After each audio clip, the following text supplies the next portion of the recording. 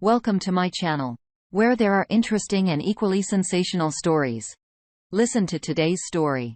Wife of 5 years, being together 13, caught her cheating the first week of May, found DMs that painted the entire picture, still burns just thinking about it.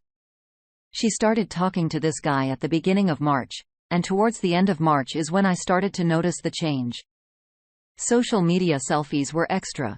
Going out to the same club, bar, more and more, and this is where she met this guy.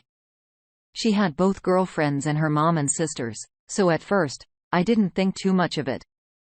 But once she started coordinating going to this place, which is not like her at all, I knew something was up. I would randomly try to check her phone, but it had a complex password, etc. All the red flags. Anyways, a week before I caught her, I called her out on the rift between us because I'm sure all of you have known how a cheater acts, and she said she thinks we need to separate because we are too different blah blah blah. So I agree until if she wants to leave, she needs to leave, and we agree that I will give her time to find a place since I have always been the provider. We do have an 11-year-old son, so she has chosen not to work for a long time. Fast forward a week, I find the DMs and confront her through text. All she says is she's come and get her stuff when I'm at work. So she moves in with her sister. No job. No money. We do agree that no matter what, we should share $5,050 with our son. May 4th was the day I caught her. There was zero contact with her the first 2 weeks. Her own sister and mom were disgusted with her and trying to be a shoulder to lean on through the hell I was going through. I couldn't sleep, eat, or run my own company. So trying to hold it together has taken every ounce of me to keep this moving. Knowing that she threw away everything for a guy at the club makes me sick. What she is putting our son through for her own selfish desires. I have not been a perfect husband by all means, but I have been a faithful provider for our family the entire time. And so to rub salt in the wound, she starts going on social media posting lies that we've been separated for a long time, and we are going through a divorce, and that she met someone else. But everyone close to me knows the truth. I did start the divorce process through mediation because at least until now, we agree on almost everything, but I'm sure that will change. After a month of hell and no contact, me just avoiding knowing anything about her and her new life, I started to pick myself back up and kinda look forward to the future at least for a few moments at a time. Then a week ago, she sends a half-as apology text. First time admitting she was wrong. I ignored it and planned on not responding to anything that didn't have to do with our son or divorce. A few more the next day saying she wanted to talk and how sorry she was. Then the following day, about 100 voice texts and texts begging me to forgive her and take her back at how she was blinded and will do anything to make it right. Turns out, she got a DUI a few nights before, and I guess without me to hold her hand, her world is crumbling around her now all of a sudden. I always believed in karma and that I would catch up to her, but I seriously didn't expect it to happen this fast.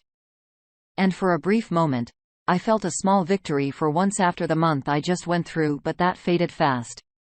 And for the past week and small progress I made has started all over again. I'm staying strong. But there is that little devil in the back of my mind tempting me to see if she is willing to change. But trust me, I know it's just a desperation attempt by her. This is ongoing now. She keeps saying that she will show me that she can be a better person, but I was better off when she was just living her new best life. Sorry for the book, and a terribly written one at that. There are so many more details that make it even more effed up, but this is the summary. But thanks for anyone that reads. This sub has been a place where I don't feel alone. Jeffrey read what I posted and wanted to add a few more details. When I found the DMs, had been sleeping with this guy for at least 3 weeks before she asked for the separation, saying she was going to the store or to her sister's house when she was going to see him. I would take my son to practice and go to the gym, kinda my routine after work. She would use that time to sneak around. And that's the only one I know because Snapchat and Instagram was how they communicated. So God only knows how many other times she lied with Snapchat messages that delete. And also, when she first talked about separation or divorce, she said she didn't want anything, house, etc. just 50-50 with our son. But the day before I found the DMs, I reiterated the fact that we cannot live together and be separated through text. She blew up and told me that this was her home and would not leave. And legally, if anyone needed to leave, it was me. Guess she read something on Instagram. Thank God I found her old phone the next day and was able to log into her social media because she uses the same password for everything. I could not imagine what kind of hell she would have put me through without me having concrete evidence. Let's check in with the community for some comments. Missouri's Teaching 30 says, "Keep your head up. Keep moving forward. She has made her choices. Willingly and deliberately to be in the position she is now in. If you haven't done it already, lawyer up, and get this show on the road. Get the evidence you need to prove infidelity. If you're in a no-fault state, you're probably going to be taken to the cleaners money-wise. If you have a joint bank account, take out half so she can't empty it all in a night. Get a counselor for you and your child.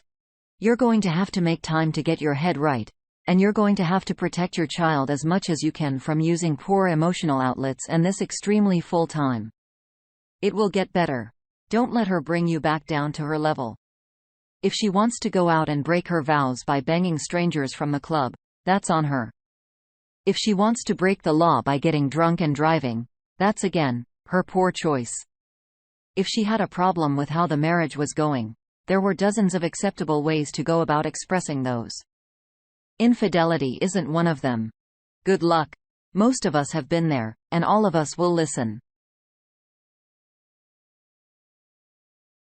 The op responds with, "Thanks for the words of advice." And, "Yes, I live in a no-fault state. Shake my head." She says she doesn't want anything. The house, the business, etc. But I already know that will change and have a lawyer on standby for when that happens. Mysterious Teaching 30 responds again. Get a separation agreement written out, signed, and notarized while she is in an amicable mood. Things will most likely change once she realizes you are gone for good. You should already be getting all the paperwork done and getting ahead of the curve. I know it's tough, but you have to protect yourself from her. You have to think of her as an adversary now. She will be out to get your assets and your mental well-being. Who's Got Ammo has the next comment. "Oh. P, you really need to act fast on covering your ass here. Once she can no longer stay in denial about any chance she has of YouTube getting back together so that she can keep her meal ticket in her life, she is going to turn vengeful very quickly. It seems as though her friends and family fostered the attitude. Your wife had that enabled her to go out and cheat by partying and clubbing with her like she was a single woman. Don't be surprised if one of those same people get in her head about how she was your support system all this time and gave you the son you wanted in yada yada and how she deserves her half, etc. I recommend that you get a lawyer to draft up an agreement for her to sign and get it notarized or whatever you have to in order to make it binding.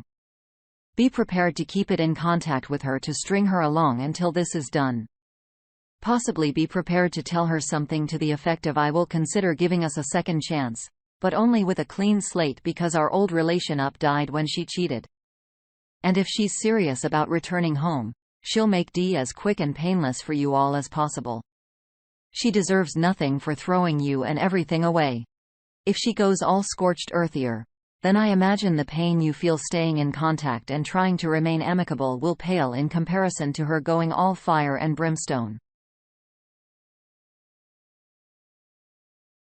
Mysterious Teachings 30 has another comment. Exactly. Get the paperwork signed. Get all the evidence you can get, the child abandonment written down, the clubbing, the wild and reckless behavior. Anything you can use to keep the judge fair to you. She will lie to judges and lawyers and put on the water anytime she can. And when that happens, you need to have physical evidence. And even that didn't work for a couple of my friends. The court system is completely biased in a woman's favor. Our next comment comes from Empty Directory. You're getting some gold advice here. For your and the kids' sake, use it. Once the trust is gone, No holds barred. The op responds. Very good advice. Thank you. I agree I should take advantage of this remorse to get things in writing. Just knowing her. She will change once she knows I'm not wavering. We are in a no-fault state. But do you think if we have things in writing saying I keep all the assets in the house, the court will sign off on it?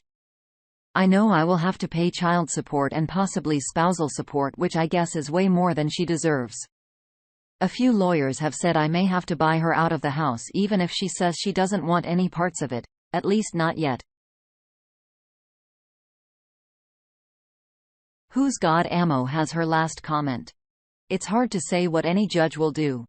It's been my experience that courts are biased towards women and mothers, so you are already slightly disadvantaged out of the gate. She can actually lobby on your behalf, though, that she doesn't want these things, which may or may not be accepted by the judge. I'm not going to pretend that this is going to be easy, but I would take inspiration from your soon-to-be ex-wife, the way she so easily lied and cheated on you, and I would lie to her. I would reopen our lines of communication and tell her that while I could never forget what she did, that I think I can forgive her and want to try to move past this together, yada yada. I would play her like a cheap fiddle to keep her agreeable to all of my terms. Consult your lawyer on the likelihood of you getting a sweetheart deal from the courts if she is also pushing for that. If it seems likely, then I would lay it on her. Maybe a family dinner once in a blue moon, but I'm sorry. It's still too hard because I can't get the mental images out of my head. It was nice to see you again, but it's still hard. I need you to leave again, but I can tell I'm making progress, and I will try to schedule something for us to do together soon. However, you can keep stringing her along with hopes of reconciliation to keep her willing to let you have whatever you want. It's what she deserves.